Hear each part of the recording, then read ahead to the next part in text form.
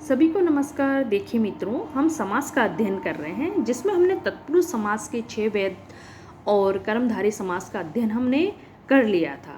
आज हम पढ़ेंगे बाकी के जो 4 बचे हुए समास हैं उनका अध्ययन हम करेंगे। तो शुरू करते हैं द्वंद्व समास। इस समास में दोनों पद क्या होते हैं? समान होते हैं, प्रधान होते हैं।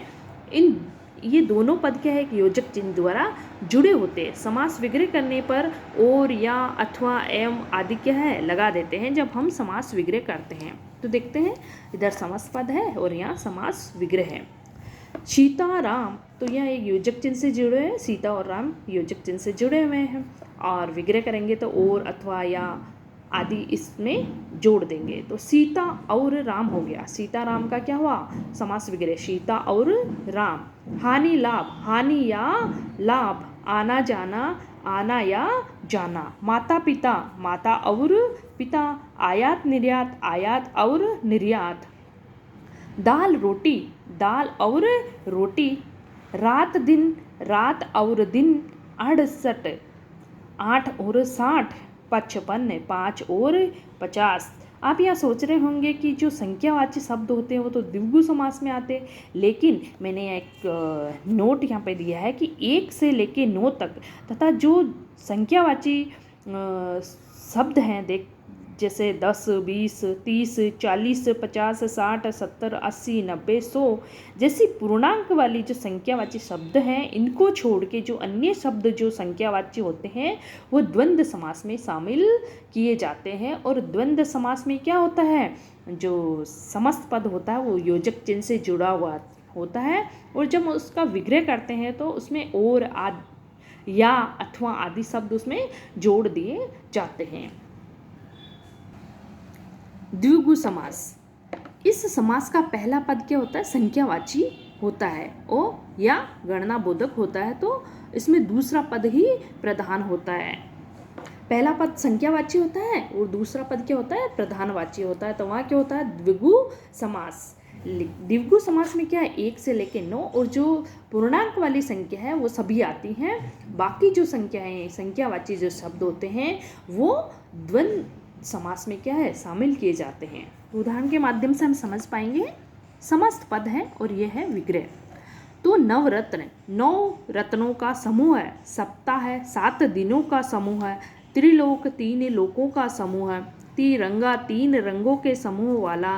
त्रिनेत्र, 3 नेत्रों का समूह है। सतसई, 700 दोहों का समूह है।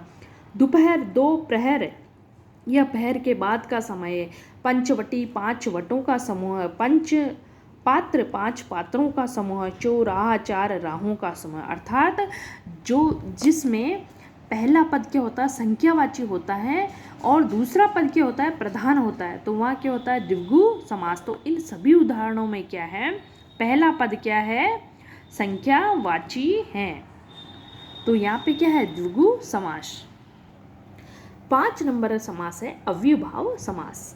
अव्ययभाव का अर्थ होता है जो खर्च नहीं होता है। तो अव्ययभाव समास में क्या है? पहला पद अव्यय होता है और उस अव्यय पद का रूप क्या है? लिंग वचन कारक से बदलता नहीं है, सदैव क्या है? एक सा ही रहता है। तो वहाँ पे क्या होता है? अव्ययभाव समास होता है। पहला पद प्रधान होता है और इसमें क्या है कि जो पद होता है उसमें यथा, प्रति, आ अर्थात उपसर्ग भी क्या है? उसमें पहले पद में होते हैं। तो वहाँ क्या है? अव्ययभाव समास होता है। तो हम इसको अव्ययभाव समास को इस तरीके से समझ सकते हैं या पहचान सकते हैं कि इसके शब्दों में क्या है? यथा, उपसर्ग आदि लगे हुए होंगे जो प्रथम पद होगा। तो उदाहरण के माध्यम से हम इसको अच्छे से समझ पाएंगे। जैसे यहाँ पे समस्त पद है और यह है विग्रह। तो यथा समय, समय के अनुसार। तो ये पहला पद क्या है? यथा। तो यथा समय यानी समय के अनुसार। प्रतिक्षण, हर क्षण। आमरण, मरण तक। प्रतिदिन, हर दिन। बेखबर, बिना खबर के। आजीवन, जीवन भर। ना समझ, बिना समझ के। ना लायक, जो लायक नहीं। प्रत्येक, हर एक। अर्थात इन शब्दों में क्या है? कहीं ना कहीं उपसर्ग क्या है? जुड़े हुए हैं। तो हम एक याद करने के तरीके से थोड़ा सा इसमें अव्ययभाव समास को ध्यान रखने के तरीके से क्या है? हम इसमें ये ध्यान रख सकते हैं कि इनमें क्या है? प्रथम पद में यथा और उपसर्ग हमें मिलेंगे। अर्थात पहला पद क्या होता है? अव्ययभाव होता है यानी उस पर लिंग वचन आदि का कोई प्रभाव नहीं पड़ता है, तो वहाँ क्या है, अव्ययभाव समास होता है। नंबर 6 और लास्ट जो है वो समास है बहुव्रीहि समास।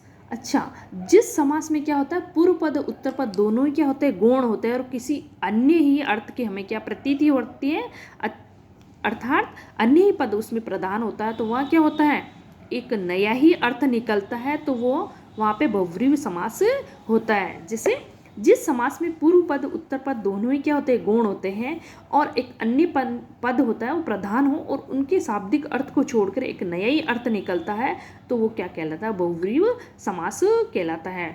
जैसे लंबोदर, लंबा है उदर जिसका, तो इनमें क्या है, दोनों ही लंबा और उदर दोनों ही पद क्या प्रधान नहीं है, और तीसरा ही हमें जो अर्थ की प्रतीति हो रही है वो क्या है, गणेश, अर्थात लंबा है उदर जिसका वो कौन है, गणेश। तो यहाँ पे दोनों ही पदों का क्या अर्थ प्रदान नहीं हुआ और एक अन्यार्थ हमें मिला, तो वो क्या है, गणेश। तो यहाँ पे क्या है, गणेश जो अन्यार्थ पद है वो हमें मिल रहा है, तो यहाँ पे हुआ बहुव्रीहि समास। और उदाहरण हम देखेंगे तो हमें क्या है, अच्छे से इसका समझ में आएगा।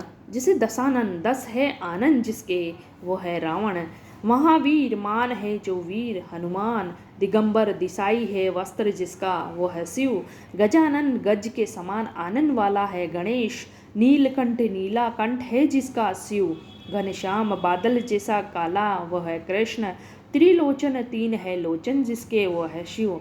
अर्थात बहुव्रीहि समास में क्या है, दोनों ही पद क्या है, गौण होते हैं और कोई तीसरे ही अर्थ की हमें प्रतीति होती है, तो वहाँ पे क्या होता है, बहुव्रीहि समास। तो आज के लिए इतना ही, नेक्स्ट क्लास में हम कल मिलेंगे, तब तक के लिए जय हिंद जय भारत।